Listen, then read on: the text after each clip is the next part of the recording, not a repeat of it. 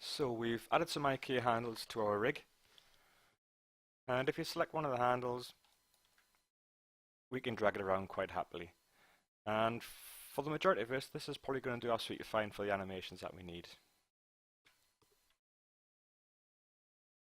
If we select the body and drag the body around, the feet are still moving along with it. All we need to do for this is just to set some keys actually on the IK handles. So we're on frame 0, Shift W, and Shift W again gives us a keyframe on all 4 legs. If you move the body around now, the feet stay still. Okay, so for a lot of us, simply doing that should be enough. We can animate the character moving around however we want it to move, and then we just set some keys on the feet as they go up and around and make some movement, which is all great.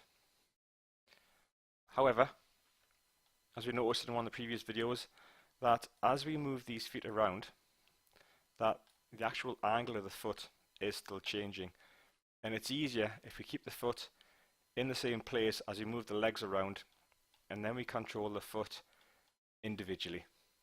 So the best way to do that is to give it a little icon we can select, because ultimately we want to try and turn this rig off, so all we get to see is the mesh and the controllers.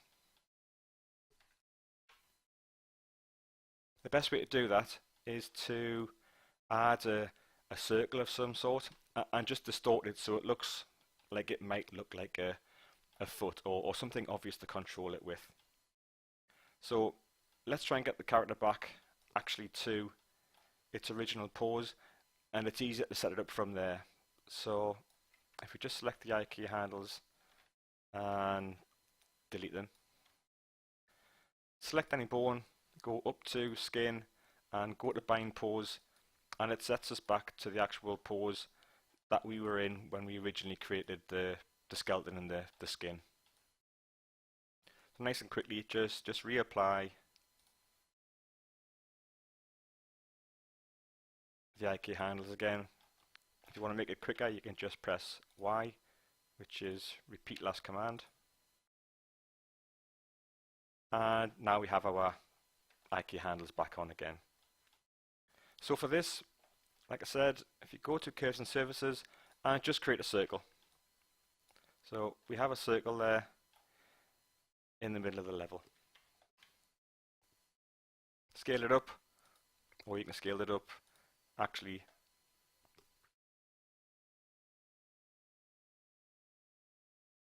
where have you gone? There it is. In the radius setting, scale up the radius as well if you want to do it that way. It makes no difference how you do this, but a circle isn't that useful for a foot because there's no way of making it look like it's pointing forward. So one of the best things you might be able to do, play around with the vertices and get more of a useful shape. So if you hold down right and go to control vertex or edit point, edit point's probably the best one, and make this look more like, you know, an arrow maybe a useful one.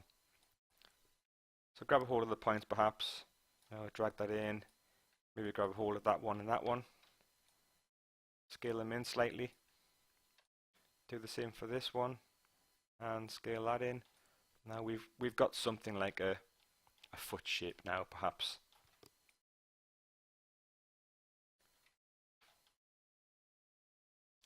Now that we've got that,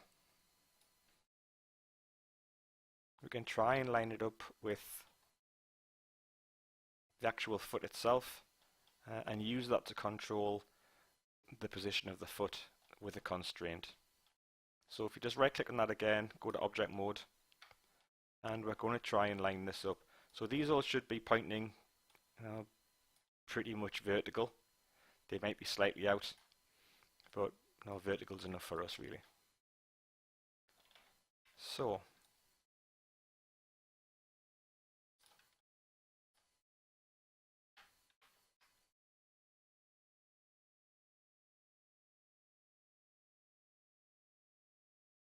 I don't know why why that came apart there, but there you go. Back to where we were.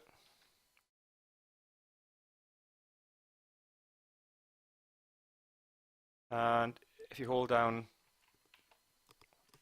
V, we can get snap to point, and we can get it onto this point here. So hopefully, we're in the right place for where we want the actual foot to be. It's facing the wrong direction, so if you're going to rotate, and if you double click on the rotate, turn on step snap, and make it relative, so it's going to update every 15 degrees now. So change it round until we get to 90, and if you look in the bottom left hand corner you can see how it's rotating. And again, if you do it upwards, we can get to 90 again. And now we've got a foot kind of in the right place. That's quite wide, so I might want to play with the points again.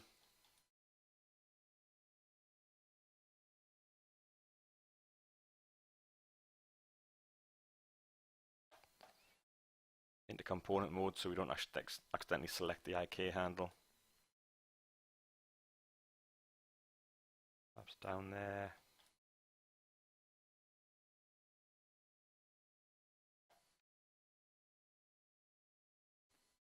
It hasn't got to be exact, we're just looking for a, generally a rough shape that we can use to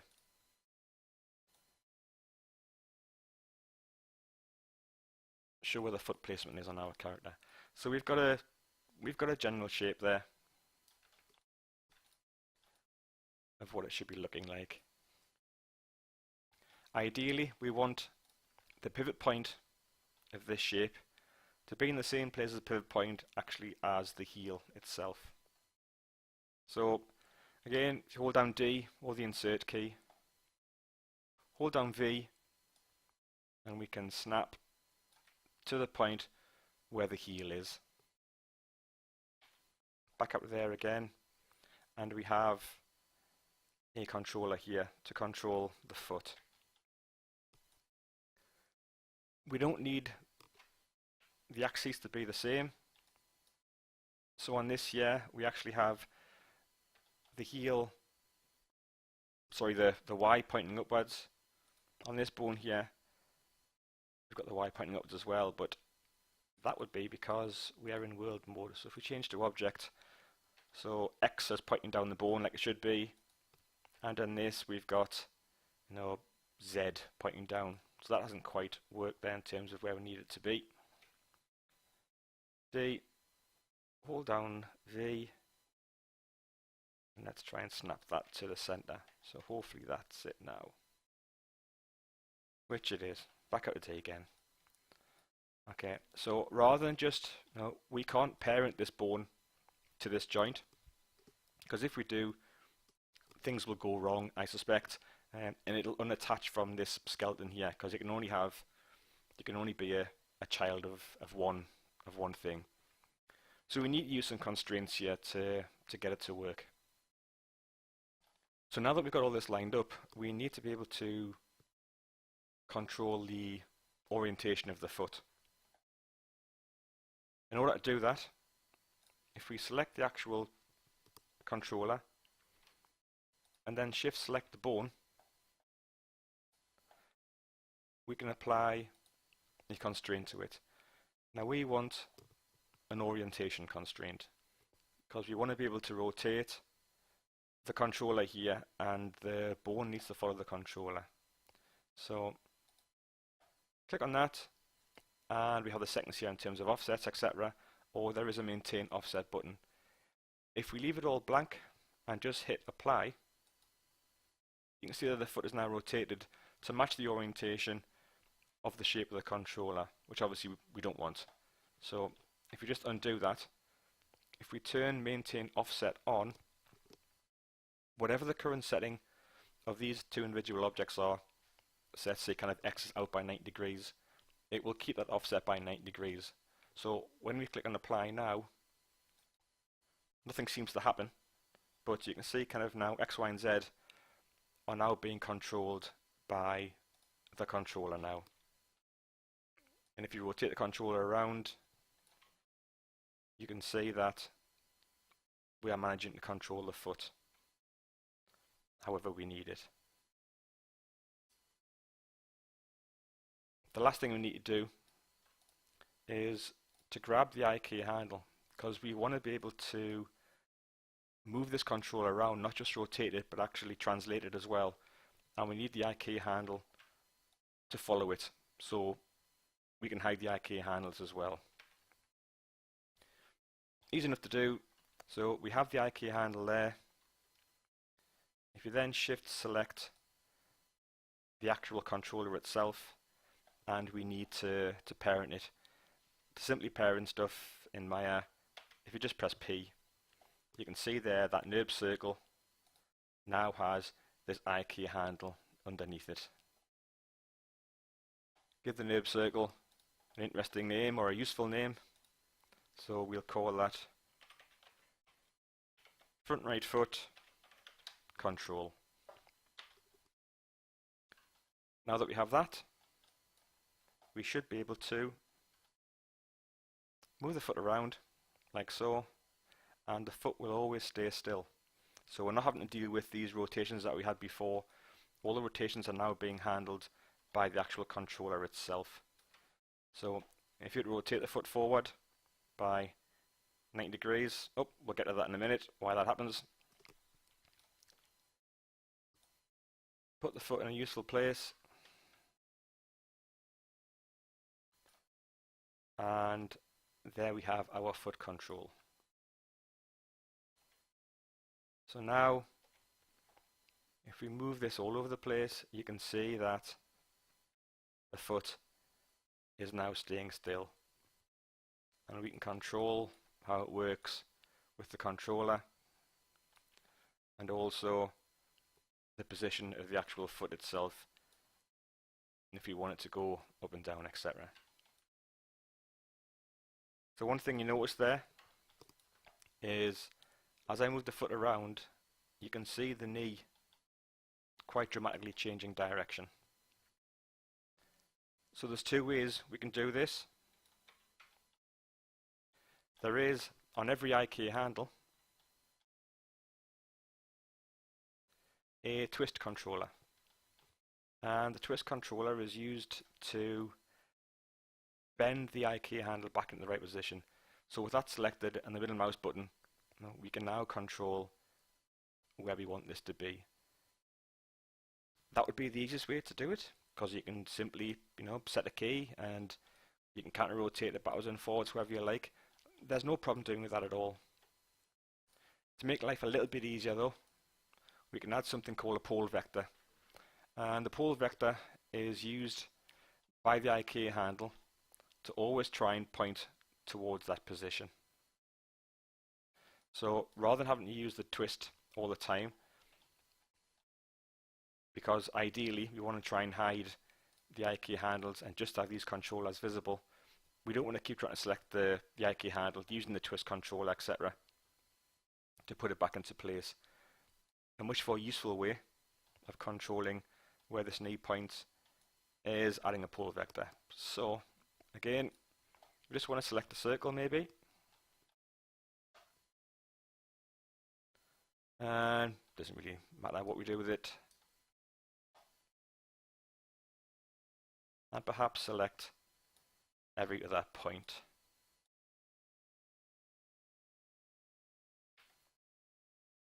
Rotate it slightly so we've got a bit more of a square shape. Perhaps it's worth turning off.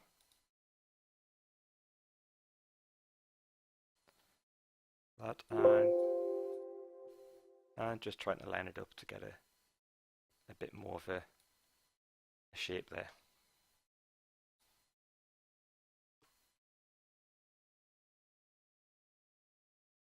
Now we need to know where the up point is, so top view might be easier to find this. And somewhere maybe above the foot, somewhere between like the calf and the foot is the most useful.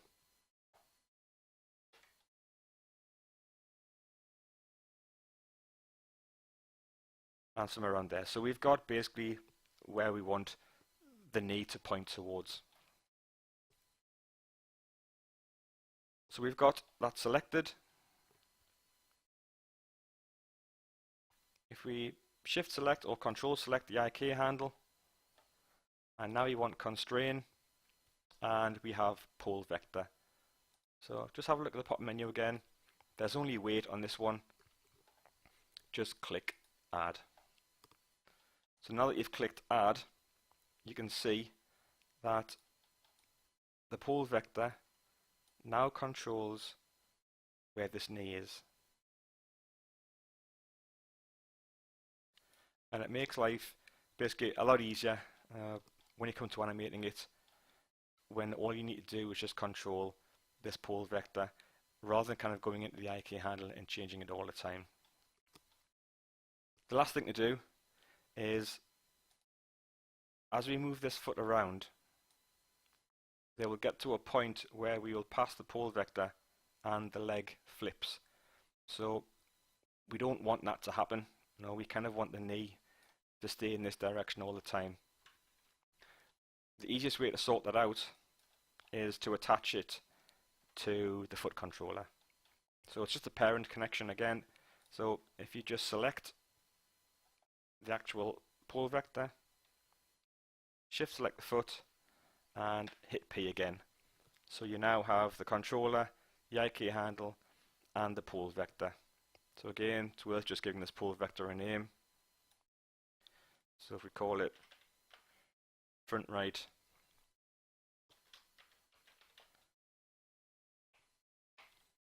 pole vector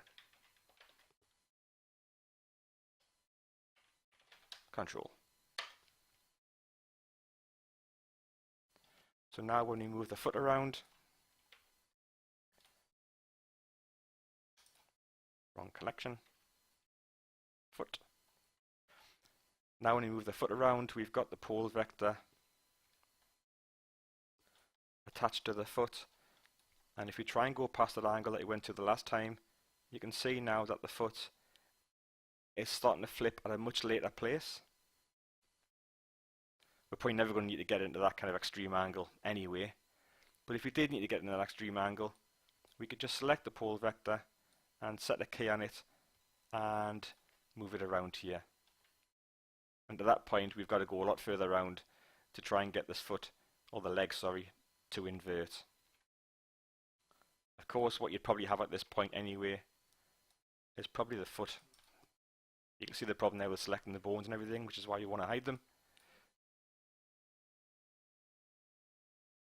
If you try to select the foot, well, the pole vector goes with it, and we could continue to go around. That's obviously quite an extreme angle, but you can see there maybe as the pole vector starts to approach this horizon line again, the leg will start to flip, which is what we don't want. But probably at this point, you know, the foot would be standing up again, and that would be enough to sort the leg out. So again, we can move the body around quite happily, and the leg there will always try and stick to where the pole vector is. So we can rock this around however we want to do it, left to right, and all the twisting. So we have that for all the feet now. The last thing perhaps that you might want, after we've done all 4 feet, you might want to add some controllers actually to these individual segments as well, so you can control them all basically. The bottom one is the main one. This is it controls everything, but you can see that the foot is still staying still, so it's not actually controlling everything, it's just controlling the bone still, but not the IK handles. So the best thing might be, again, that we have this. Create a circle again.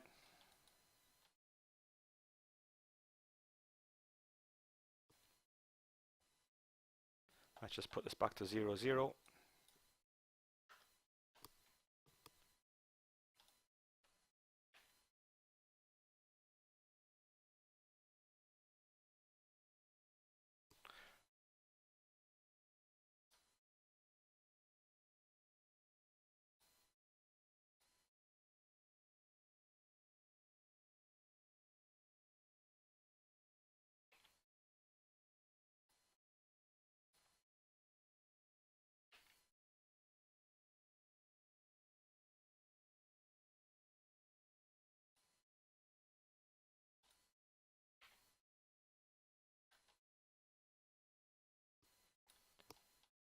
Something like that, perhaps, just to kind of show that, you know, we're hoping to be in the right kind of area.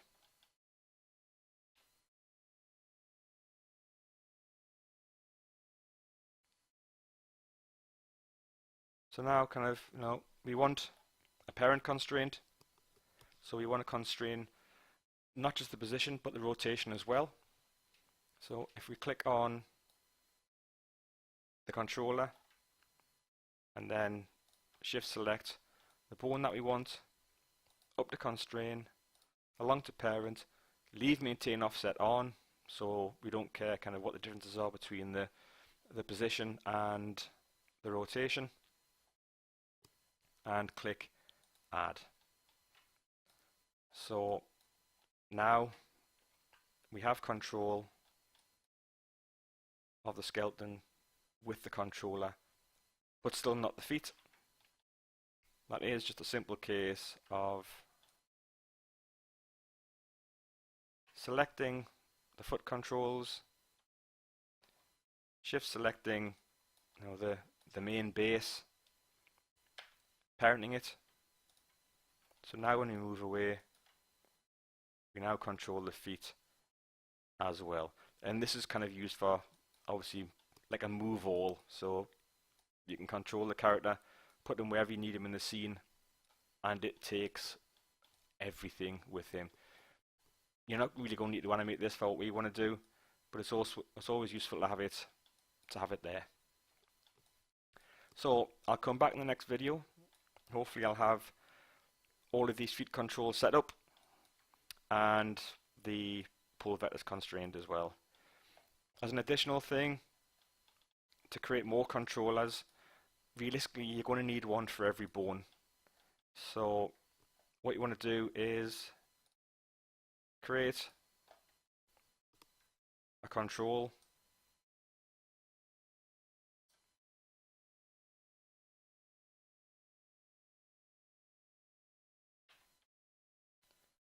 scale this up to a reasonable size. Now let's say you might want to have this on a neck bone perhaps.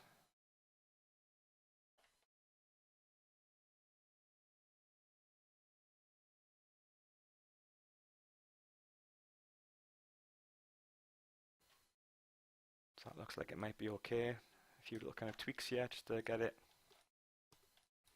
a bit closer to the shape maybe. I mean, the whole idea of having these is that you can actually click on them without having to have the bone selected. So don't make them so small where they're hard to select, because then it kind of defeats the purpose of having them.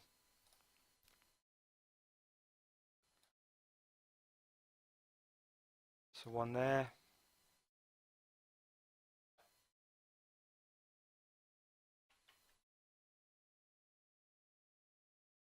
So Shift D just to get some controls here.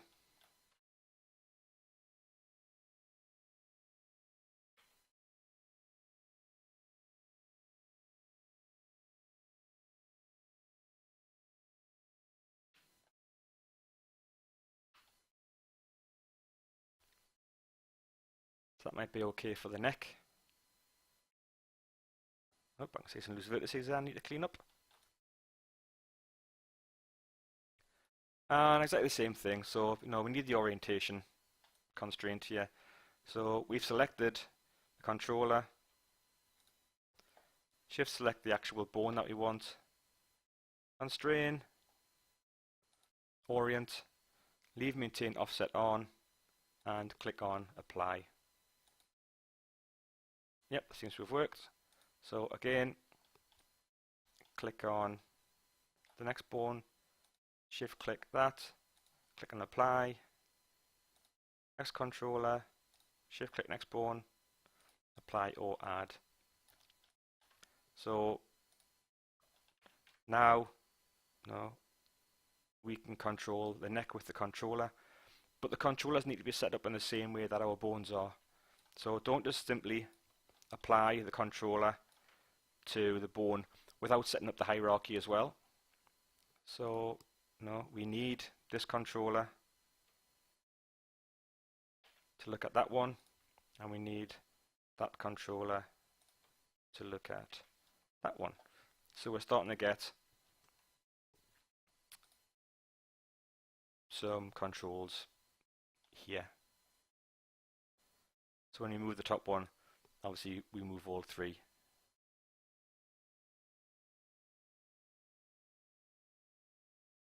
And we kind of start to get the controls now. And once you've got all of these set up, we can hide the bones completely. And all we actually need at that point is just the controllers that we have. The main control here, the foot control at the bottom, and we're pretty much sorted to go. Okay, so I'll come back in the next video where all this should be completed and we have all the controllers set up.